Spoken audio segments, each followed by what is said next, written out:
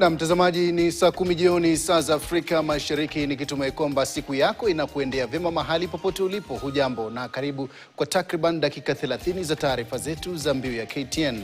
Jina langu ni Sam Amani, mwenzangu kwa lugha ishara ni Angel Lois. Karibu.